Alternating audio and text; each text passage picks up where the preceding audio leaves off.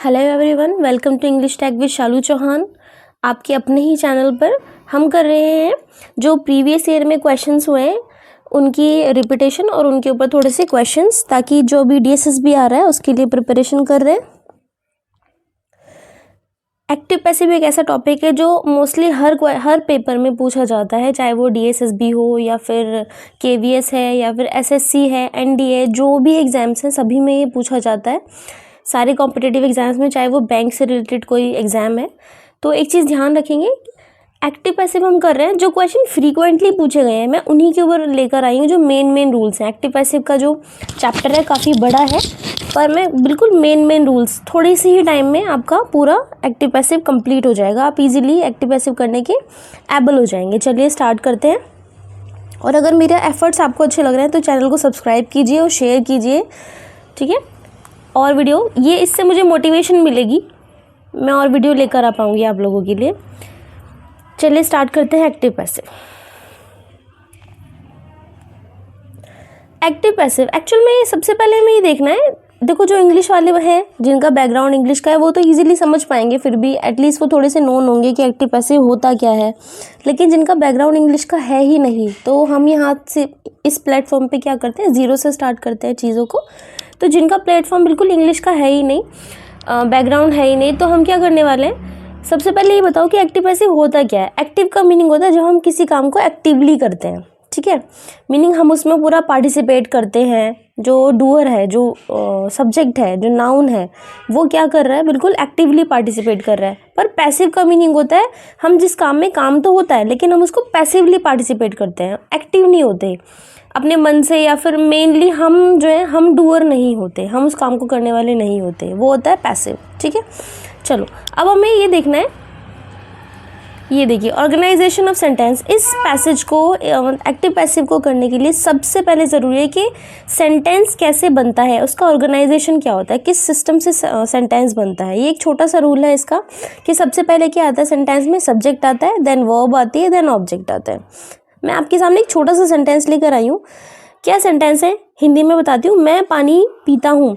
देखिए मैं आपको हिंदी इंग्लिश दोनों में समझा रही हूँ। Bilingually we are going to study because this will be very helpful for each and every person who are not even from the English background, ठीक है। Let's start with this.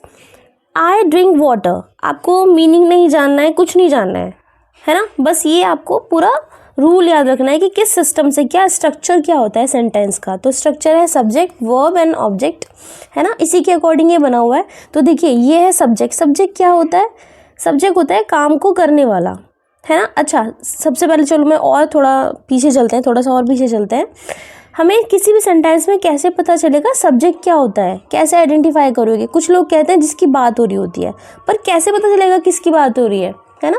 तो ऐसे नहीं जाते, नॉर्मली पहले ये देखते हैं कि सेंटेंस में काम क्या हो रहा है। अगर मैं इस सेंटेंस की बात करती हूँ तो ये बताइए इसमें काम क्या हो रहा है। इसमें काम हो रहा है पीने का, ठीक है, पानी पीने का नहीं, नॉर्मली किस क्या काम हो रहा है, पीने का काम हो रहा है। तो ये जो पीने का काम हो रहा है ये हो गई वर्ब। जैसे कि वर्क, किसी भी सेंटेंस का जो वर्क होता है that is equal to verb, ठीक है, वो वर्ब की इक्वल होता है। आप बस ये देखिए सेंटेंस में काम क्या हो रहा है, वही आपकी क्या होगी, वर्ब हो जाएगी। तो अभी हमें वर्ब मिल गई। अब आप ये बताइए इस काम को कर कौन रहा है, ये जो वर्ब है इसका डूअर कौन है, who is the doer of this verb. Then the doer is मैं कर रहा हूँ इस काम को, कौन कर रहा है, मैं। तो ये जो कर रहा है it will be the subject, ठीक है, ये क्या हो गया, इसका सब्जेक्ट हो गया।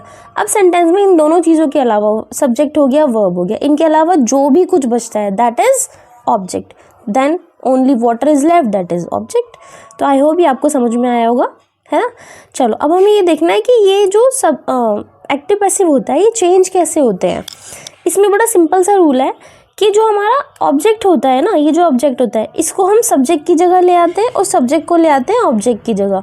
वर्ब एज इट इज़ ही रहती है, ठीक है, सब्जेक्ट ऑब्जेक्ट की जगह और ऑब्जेक्ट सब्जेक्ट की जगह, वर्ब एज इट इज़ रहती है। अब देखिए, लेकिन हमें एक छोटी सी बात ध्यान रखनी है कि जब भी हम पैसिव बनाएंगे तो ध्यान रखेंगे V3 ही आती है। क्या आता है, हमेशा वर्ब 3 ही आती है सॉरी। अच्छा चलो इसका रूल देखते हैं। एक ये रहा इसका रूल, कह रहे हैं, देखो अभी यही तो बात हुई थी कि जो ऑब्जेक्ट है वो क्या होता है, सब्जेक्ट की जगह आ जाता है, और सब्जेक्ट क्या होता है, ऑब्जेक्ट की जगह आ जाता है, और जो वर्ब है वो एज इट इज़ रहती है, बस V3 आ ही जाती है। बस आपको ध्यान रखना है कि V3 आती है। देखो आप इन दोनों सेंटेंसेस में ना थोड़ा सा ये देखना कि क्या डिफरेंस है, इन दोनों में डिफरेंस क्या है। देखो कह रहे हैं मैं पानी पीता हूँ, और यहाँ कह रहे हैं पानी मेरे द्वारा पिया जाता है। काम तो इक्वली हो रहा है ना, काम क्या हो रहा है, पानी पीने का ही हो रहा है। बस बोलते हैं ना कि कान को इस हाथ से पकड़ो या फिर आप इस हाथ से पकड़ो, है ना, कान तो पकड़ा ही जा रहा है, वही आपको ध्यान रखना है। बस आपको ना यहाँ पे सीधे सीधे, इसमें सीधे सीधे काम होता है, इसमें थोड़ा सा घुमा के। तो ये कह रहा है पानी मेरे द्वारा पिया जाता है। अब यहाँ पे जो ऑब्जेक्ट है, ये जो पानी है, ये जो ऑब्जेक्ट है, ये आ गया पहले, है ना, पिया जाता है, ठीक है, किसके द्वारा पिया जाता है, मेरे द्वारा पिया जाता है। बस इतना आपको ध्यान रखना है। देखो यहाँ पे क्या था, वाटर पहले आ गया, आए बाद में चला गया, ड्रिंक तो एज इट इज़ है, जो वर्ब है एज इट इज़ है ना। अब देखो इसकी एक छोटी सी ट्रिक है, और सबसे ज़्यादा ना आपको मैं बताती हूँ, जो कॉन्टिन्यूस होते हैं सबसे ज़्यादा आते हैं पेपर में, सबसे ज़्यादा आते हैं, और ये सबसे ज़्यादा मुझे ईजी भी लगते हैं। करना ही क्या है इसके अंदर, देखो इसकी एक छोटी सी ट्रिक है, जहाँ पर भी आपको ING दिख जाता है, अगर किसी भी सेंटेंस में आपको दिख जाता है ING, तो आपको उसमें क्या करना है, ING दिख रहा है और बोल रहे हैं इसका पैसिव बनाना है, तो वहाँ पर 100% बीइंग आना ही आना है। जहाँ पर ING आएगा वहाँ पर बीइंग आएगा ही आएगा, ये ध्यान रखना है। और ये जो इज MR है, is MR as it is रहेगा, ठीक है। अब देखो एक सेंटेंस है आपके साथ में, क्या बोल रहे हैं, दे आर ड्रिंकिंग वाटर, ये क्या कर रहे हैं भाई, पानी पी रहे हैं, है ना। अभी हमने क्या डिस्कस किया था कि जो वाटर है वो पहले आ जाएगा क्योंकि ऑब्जेक्ट है, जो दे है वो बाद में चला जाएगा क्योंकि ये सब्जेक्ट है, आर की जगह आर मतलब इज आ गया। अभी देखो प्रेजेंट को प्रेजेंट ही रखा हुआ है, टेंस चेंज नहीं होते, एक्टिव पैसिव में टेंस चेंज नहीं होते, है ना। अब दे था इसीलिए यहाँ पे आ रहा हुआ है, लेकिन जो वाटर है ये तो सिंगुलर होता है, इसीलिए क्या आ गया, इज आ गया है। ये जो ING है, अभी हमने बात की थी, जहाँ पर ING है वहाँ पे बीइंग आएगा ही आएगा, ING की जगह बीइंग आ गया। बची वर्ब, ड्रिंक, ड्रैंक और ड्रंक। इसके लिए आपको वर्ब थर्ड याद होनी ही चाहिए, है ना, तो वो धीरे धीरे प्रैक्टिस करेंगे तो ईजिली हो जाएगा। तो ड्रिंक लिखा हुआ है तो V3, इसकी V3 क्या होती है, ड्रंक होती है। ड्रिंक, ड्रैंक और ड्रंक, है ना। बाद में एक वर्ड आता है बाय, और देन आ जाता है सब्जेक्ट। ये जो आपका सब्जेक्ट था ये कहाँ आ गया, ये यहाँ पर आ गया। ये चीज़ आप ध्यान रखेंगे, ठीक है। अगर एक बार सारे रूल्स कर लेंगे तो ये आपको इजीली समझ में आ जाएगा, ऐसा कुछ नहीं है कि टफ लग रहा है या क्या है। नेक्स्ट देखते हैं, आपको हमें सबसे पहले देखना है, अभी तो हमने बात की थी कि इसको इजी रहने देते हैं, लेकिन ये कैसे पता चलेगा कि कौन से टेंस को कैसे चेंज करना है। ये ध्यान रखना, टेंस चेंज नहीं होती, बस हेल्पिंग वर्ब्स चेंज होती हैं। क्या चेंज होती हैं, टेंस चेंज नहीं होते, हेल्पिंग वर्ब्स चेंज होती हैं, ठीक है। टेंस चेंज नहीं होते, हेल्पिंग वर्ब्स चेंज होती हैं। अब देखो क्या कह रहे हैं कि जो ये डू, डज, V1 और V1 में S और ES आता है, ये ध्यान रखना, ये प्रेजेंट इंडेफिनिट है। ये क्या है, प्रेजेंट इंडेफिनिट। मैं आपको ऐसे भी बता सकती थी कि प्रेजेंट इंडेफिनिट में इज MR आता है और पास्ट इंडेफिनिट में वॉज वर आता है, पर इसके लिए आपको प्रेजेंट इंडेफिनिट पता होना चाहिए, वॉज वर पता होना चाहिए, है ना। तो मैंने क्या किया, डायरेक्टली बिल्कुल ट्रिक्स लेकर आई हूँ, छोटी सी ट्रिक है, आपको बड़े आराम से समझ में आ जाने वाली है। क्या ट्रिक है इसकी, अगर आपको कहीं पे दिख रहा है डू, डज, वर्ब फर्स्ट या फिर वर्ब फर्स्ट में S और ES, अगर आपको ये कहीं नज़र आ रहा है तो वहाँ पर क्या आएगा, वहाँ पर आ जाएगा इज MR, और V3 तो आनी ही है, ठीक है। तो डू, डज, V1 में S और ES, इज MR इसमें आएगा। मैं ऑलरेडी इतनी बार रिपीट कर देती हूँ, आप सुन भी लेंगे तो आपको ईजीली याद हो जाएगा, पर आपको नोट्स भी बना लेने चाहिए। कहीं पे अगर आप नोट कर सकते हैं, इसको नोट कीजिए, एग्ज़ाम से पहले फटाफट से बस देख के चले जाइएगा, बहुत हेल्पफुल रहेगा आपके लिए। अब देखो अगर कहीं पर आता है V2 या फिर वर्ब की सेकंड फॉर्म या फिर आती है डिड, अगर इन दोनों में से आपको कोई वर्ड मिलता है, या तो वर्ब की सेकंड फॉर्म मिल जाए मीनिंग V2 या फिर डिड मिल जाए, तो आपको क्या करना है, वॉज लगाना है और वर्ड लगाना है, और V3 तो आएगी ही आएगी। ये तो आपको पता ही होगा कि जो वॉज है वो सिंगुलर में आता है और वर किस में आता है, प्लूरल में आता है। एज इट इज किसके साथ आता है, सिंगुलर के, एम आता है आई के, और आर आता है प्लूरल के साथ में, है ना। अब देखिए नेक्स्ट और भी ज़्यादा इजी हमारे पास एक वर्ड होता है, that is has, have and had. ठीक है, we are having 3 words, 3 helping verbs, those are has, have and had. Okay, and this is the most easiest one. You know how? Because we don't need to have to learn all these V3. ठीक है, हमें इसके लिए V3 learn करने की ज़रूरत नहीं है, हमें ज़रूरी नहीं है इसके लिए याद होना चाहिए, क्योंकि जहाँ पर हैज़ हैव हैड होगा ना वहाँ पे ऑलरेडी V3 गिवन होगी, दी हुई होगी, इसलिए मैंने इसमें लिखा भी नहीं, देखो मेंशन भी नहीं किया, क्योंकि जहाँ पर हैज़ हैव हैड आता है वहाँ पे V3 होती है। ये कौन सी टेंस है, ये परफेक्ट टेंस है, तो ये प्रेजेंट परफेक्ट और ये वाला पास्ट परफेक्ट। तो ट्रिक क्या है कि हैज़, हैव एंड हैड जहाँ पर भी आ जाएगा वहाँ पे बस आपको बीन लगाना है। क्या लगाना है, बीन लगाना है। अभी इसको सेंटेंस के स्ट्रक्चर से भी देखेंगे कि कैसे करना है। ठीक है, आप इजीली कर पाएंगे इसको। देखो जहाँ पर भी हैज़, हैव, हैड आएगा वहाँ पे क्या लगाना है, बीन। जहाँ पे वी सेकंड और डिड आएगा वहाँ पे क्या करना है, वॉज, वर। जहाँ पे do, does, V1 and ES आएगा इसमें आपको करना है इज, एम, आर, और V3 तो सभी में आनी है, तो मैं इसको बार बार क्या बताऊँ। चलो नेक्स्ट कहना है इज, एम, आर और वॉज, वर। बस आपको ये चीज़ ध्यान, जहाँ पर ING आ गया ना, जहाँ पर ING आ गया वहाँ पर क्या आएगा, बीइंग आएगा। यही तो अभी हमने किया था, तो जहाँ पर ING है वहाँ पर क्या आ जाएगा, बीइंग आ जाएगा। अच्छा यहाँ पे ना एक चीज़ नोट करने वाली है कि टेंस आपको चेंज नहीं करना। ठीक है, टेंस नहीं चेंज करेंगे आप, तो इज को इज ही रहने देंगे, एम को एम ही रहने देंगे, आर को आर ही रहने देंगे, लेकिन वॉज, वर को वॉज, वर ही रहने देंगे। ये ध्यान रखना है, प्रेजेंट को पास्ट में चेंज नहीं करना। मैं आपको ये लाइन बार बार क्यों बता रही हूँ, ये लाइन मैं क्यों रिपीट कर रही हूँ, क्योंकि जब हम नरेशन करते हैं ना, डायरेक्ट इनडायरेक्ट करते हैं, तो उसमें ना टेंस चेंज होते हैं, है ना। तो इसी कन्फ्यूज़न में जब हम न्यू सीखे होते हैं, तो इसी कन्फ्यूज़न में हम क्या करते हैं, एक्टिव पैसिव के भी टेंस चेंज कर देते हैं, पर एक्चुअल में एक्टिव पैसिव के टेंस चेंज नहीं होते। ये देखो मोडाल्स आ गए। मोडाल्स में क्या क्या आता है, एक तो विल, शैल है और एक मोडाल्स हैं। ये हमारे पास में 3 ऐसे वर्ड्स हैं जिनके साथ में ना ये तो एज इट इज़ रहता है, बस यहाँ पर बी लग जाता है। क्या लगता है, बी, और V3 तो आने ही है, ध्यान रखेंगे। अच्छा मोडाल्स कौन कौन से होते हैं, मोडाल्स होते हैं कैन, मोडाल्स होते हैं कैन, कुड, मे, माइट, है ना, और क्या कहते हैं, शैल, सॉरी शुड आ जाएगा, हाँ, ought to आता है, और जितने भी सारे सेंटेंसेस है, जितने भी सारे ये आपके पास में मोडाल्स हैं, हेल्पिंग वर्ब्स हैं, इन सब के साथ में क्या आता है, बी आता है। V3 तो आनी ही आनी है। नेक्स्ट स्लाइड पे चलते हैं। नेक्स्ट स्लाइड क्या बोल रही है, देखो पहले छोटे छोटे रूल्स हैं कुछ, इनको कर लेते हैं, फिर आप इजीली ना सेंटेंस कर पाएंगे, है ना।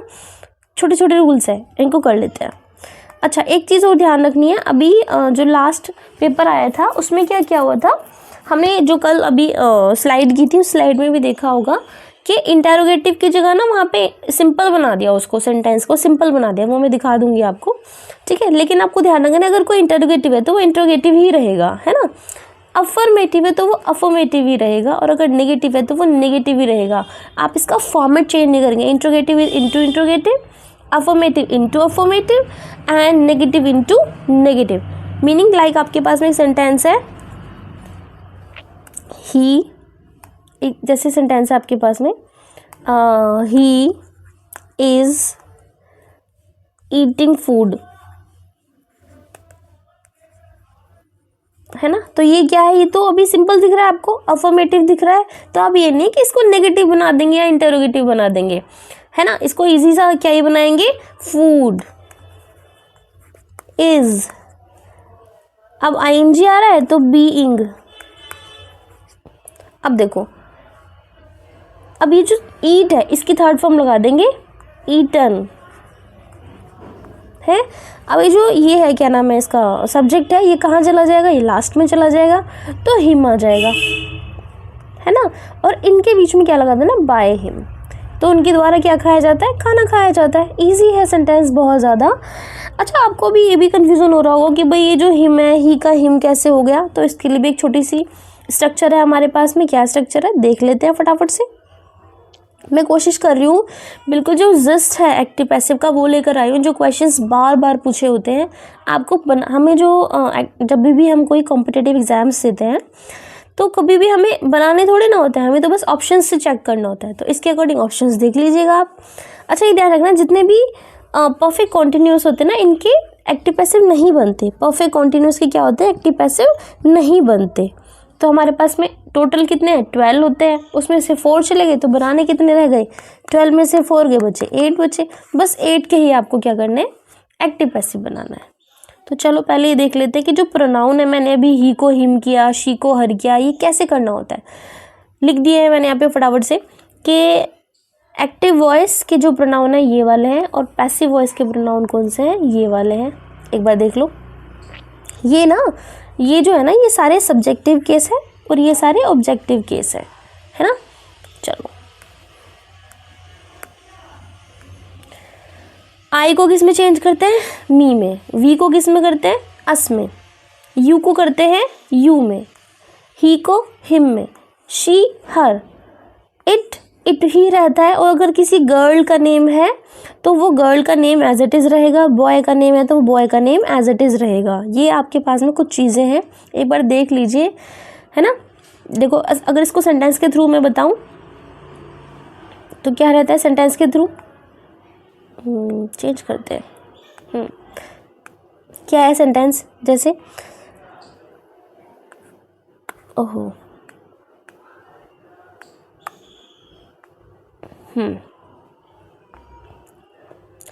जैसे मैंने बोला गिव इट टू मी, है ना, कोई चीज़ है, गिव इट। ये तो कलर्स ठीक नहीं लग रहा ना, कोई डार्क कलर ले लूँ, ये आएगा, ठीक है। लाइक मैं कह रही हूँ गिव इट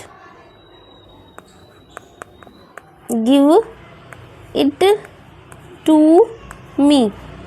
यहाँ पे मी क्या ऑब्जेक्टिव केस है ना। अब मैं कह रही हूँ give it to her. Give it to her, her क्या हो जाएगा, ऑब्जेक्टिव केस आ जाएगा। Give it to him, objective case आ जाएगा। तो जो लास्ट में आते हैं, जो ऑब्जेक्ट की जगह आता है, ये वो वाले वर्ड्स हैं। और यही वाले वर्ड्स कहाँ पर आ जाते हैं, ये आ जाते हैं आपके सब्जेक्ट की जगह पर। तो फटाफट से देख लीजिए, अगर आई लिखा हुआ है तो क्या आएगा, मी आएगा। वी है, us, you he him, she her, it girl का एंड बॉय का नेम एज इट इज़ रहेगा। ये क्वेश्चंस है टीजीटी इंग्लिश के जो जनरल पेपर में आए हुए थे। और इसको फटाफट से जो भी क्वेश्चंस देखे उनके ऊपर आंसर्स कर लेते हैं, एक प्रैक्टिस लगा लेते हैं। तो क्या बोल रहे हैं कि इसको बनाना है, पैसिव वॉइस बनाना है आपको। Someone gave her a dog. Gave लिखा हुआ है, वी सेकंड है, तो इसको क्या बन जाएगा, वॉज वर्ब बन जाएगा। अगर हम लास्ट इससे स्टार्ट करते हैं ऑप्शन से, तो शी इज़ आ रहा है, रॉन्ग हो गया। इज़ कैसे आ सकता है, क्योंकि ये तो पास्ट है ना। वॉज करेक्ट है, लेकिन बीइंग कैसे आ गया, यहाँ तो आईएनजी लगा हुआ ही नहीं है सेंटेंस में, तो ये वाला भी रॉन्ग हो गया। अब देखो, अ डॉग वॉज गिवन, अगर यहाँ पर टू हर होता, a dog was given to her, अगर यहाँ पे क्या होता, टू हर, तो ये करेक्ट होता। बट अभी क्या है, रॉन्ग है ये, अब ये रॉन्ग है। अगर ये होता तो करेक्ट होता। तो एक ही हमारे पास आंसर बचा है, she was given a dog by someone. अब आप इसको देख भी लीजिए, ये अगर ये बना है तो ये कैसे आ गया इसका आंसर। देखो, तो यहाँ पर क्या है, ये ऑब्जेक्ट है, लिखा गया शी, करेक्ट है। गेव है तो वॉज आ जाएगा, करेक्ट है। गिवन थर्ड फॉर्म आ गई, बचा हुआ जो वर्ड्स हैं, जो ऑब्जेक्ट में बचा हुआ यहाँ आ गया। और जो सब्जेक्ट है वो ऑब्जेक्ट बन गया, बीच में आ गया बाय, करेक्ट हो गया। चलिए नेक्स्ट पे चलते हैं। अब ये क्या बोल रहे हैं, choose the option, again passive बनाना है। You must go through this book. Must लगा हुआ है, मस्ट क्या होता है, मोडाल्स होते हैं। अभी हमने डिस्कस ही किया था कि अगर कोई भी मोडाल होगा तो उसके साथ में क्या आ जाएगा, बी आ जाएगा और V3 आ जाएगी, है ना, बी और V3। चलो देखते हैं किस किस में बी और V3 लगी हुई है। फिर से मैं नीचे से स्टार्ट करती हूँ। The book must be gone through by you. देखो ये सब करेक्ट है, बी भी लगा हुआ है, लेकिन हाँ ये तो करेक्ट लग रहा है सेंटेंस, है ना। लेकिन देखो यहाँ पे दिस है, दिस को दैट थोड़ी ना करना होता है, तो ये रॉन्ग हो गया। ऐसे देखना है बस आपको कि मस्ट है, ठीक है, बी लगा हुआ है, ओके है, वर्ब थर्ड है, ओके है, थ्रू बाय यू ये भी करेक्ट है। लेकिन कैसे रॉन्ग हो गया? फर्स्ट में ये देखना चाहिए था हमें कि दिस को दैट कभी करते ही नहीं है, तो ये तो रॉन्ग हो गया। अगला देखो, this book must be gone through by you. हाँ, ये कुछ करेक्ट लग रहा है। ये तो है आपका ऑब्जेक्ट, ऑब्जेक्ट आगे आ गया। मस्ट है, मस्ट बी आ गया। गो का गोन आ गया, करेक्ट है। थ्रू जो एक्स्ट्रा वर्ड है यहाँ पे बच गए हैं। यू का आ गया बाय यू, तो अकॉर्डिंगली तो ये वाला करेक्ट है। आगे वाले भी हम देख लेते हैं एक बार। दिस बुक मस्ट बी नहीं है इसके अंदर, थर्ड फॉर्म भी नहीं लग रही। अब जिसको इन्होंने क्या कर दिया, दैट कर दिया, तो हमारे पास एक ही आंसर है करेक्ट है, वो है थर्ड वाला। ठीक है, ऐसे करना है, ऑप्शन से करना है। बिल्कुल लास्ट है ये वाला, ज़्यादा रूल्स नहीं करवा रही हूँ। देखो कि हु जो होता है वो बाय हुम में चेंज होता है। किसके अकॉर्डिंग चेंज होता है? बाय हुम में। कह रहे हैं who killed the lion. Who killed the lion, lion को किसने मारा? अब रूल क्या था हमारा कि सब्जेक्ट किसकी जगह चला जाता है? ऑब्जेक्ट की जगह। और ऑब्जेक्ट किसकी जगह चला जाता है? सब्जेक्ट की जगह पे। और इंट्रोगेटिव ही रहते हैं। अब जब इंट्रोगेटिव ही रहेगा, यहाँ पे कुछ और तो है नहीं, सब्जेक्ट तो हमें नज़र ही नहीं आ रहा, तो हु वाले सेंटेंस में क्या करते हैं? बाय हुम लगा देते हैं। यही हो गया फिर मेन जो होता है सब्जेक्ट ना। अब देखो ये क्या है, सेकेंड फॉर्म है, तो यहाँ पे क्या लगा दिया? डिड लगा दिया। जब सेकेंड फॉर्म है तो लगा दिया डिड। ये तो रॉन्ग हो गया, डिड तो यहाँ पे नहीं आएगा, यहाँ तो वॉज आएगा, है ना, क्योंकि सेकंड फॉर्म को किस में चेंज करते हैं? वॉज वर में चेंज करते हैं। ये यहाँ पे मिस्टेक है, ठीक है, ये ध्यान रखेंगे, यहाँ पे मिस्टेक हुई है। ये तो ऑलरेडी सेकंड फॉर्म है और ये डिड है, ये दोनों ही किस में चेंज होते हैं? वॉज वर में चेंज होते हैं। हाँ चलो, तो यहाँ ये रॉन्ग है ना, यहाँ पे क्या आएगा? वॉज आएगा। वॉज किसके अकॉर्डिंग आएगा? लायन के अकॉर्डिंग, कि bye whom was the lion killed, है ना, bye whom was the lion killed. चलिए, और लास्ट में क्वेश्चन मार्क का question mark as it is आ जाएगा। देखो क्या कह रहे हैं? She was singing a song. ये मैं आपको एग्जाम्पल बता रही हूँ, she was singing a song. ये पीजीटी के पेपर में आया हुआ क्वेश्चन है ना, पीजीटी के जो जनरल शिफ्ट वाला था ना, उसमें आया हुआ था कि she was singing a song. कितना ईजी सा है, देखो अब तो आप इसको फटाफट से बना लेंगे, अब तो आपको आ गए हैं बनाने। तो अ सॉन्ग ये पहले आ जाएगा, है ना, उसके बाद में क्या कहते हैं, हेल्पिंग वर्ब आ जाएगी वॉज, क्योंकि सॉन्ग जो है वो सिंगुलर है इसीलिए वॉज आएगा। अगर ये सॉन्ग्स होता तो ये वर हो जाता। हाँ, क्योंकि आईएनजी है तो बीइंग आ गया।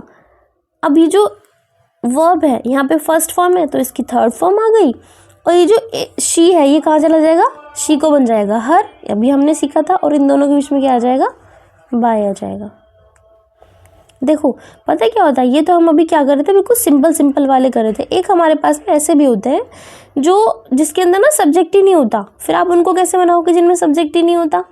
जैसे कि ये बोल दिया मैंने, bring a glass of water, है ना, तो ये आप कैसे बनाओगे जिसमें तो सब्जेक्ट ही नहीं है? मैंने बोल दिया कि पोस्ट दिस लेटर, अगर ये वाला सेंटेंस आ गया, यहाँ तो सब्जेक्ट है ही नहीं, ये तो सीधे वर्ब से स्टार्ट हो रहा है। तो ऐसे वाले सेंटेंसेस जो वर्ब से स्टार्ट होते हैं, किससे स्टार्ट होते हैं? वर्ब से स्टार्ट होते हैं या लेट से स्टार्ट होते हैं, इनको बोलते हैं इम्परेटिव सेंटेंस। क्या बोलते हैं? इसमें मुझे मज़ा नहीं आ रहा लिखने में, ठीक है, इसको क्या बोलते हैं? Imperative sentence. ये होता है इम्परेटिव सेंटेंस। कौन से वाले? जो वर्ब से स्टार्ट होते हैं और लेट से स्टार्ट होते हैं। इनको बनाने का एक छोटा सा तरीका है, वो क्या है वो देख लेते हैं फटाफट से।